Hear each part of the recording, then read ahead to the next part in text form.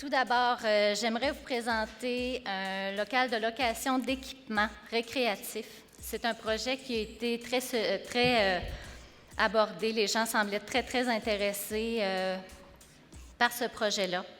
Notre projet vient du fait que la pratique d'activités libres est de plus en plus populaire à Lac-Mégantic et du fait aussi qu'à Lac-Mégantic, les sports et loisirs organisés sont très bien développés.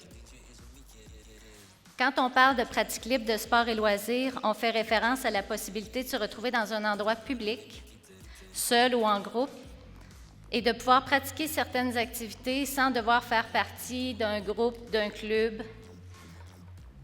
C'est ça. Pour atteindre cet objectif, il faut avoir facilement accès à des équipements, près des terrains et des aménagements où la pratique de sport et loisirs est possible.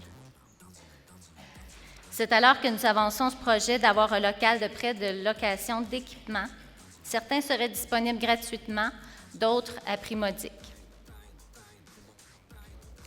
Dans ce local, on trouverait aussi un coffre à jouets communautaire.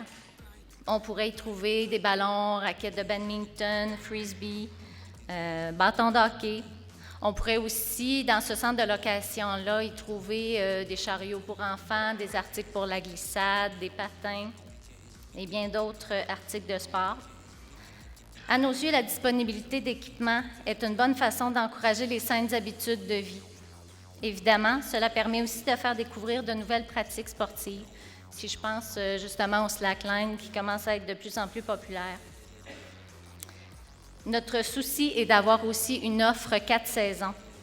Ce serait bon pour nous, les citoyens de Lac-Mégantic et la région, et ce serait bon aussi pour rehausser l'expérience des touristes qui nous visitent.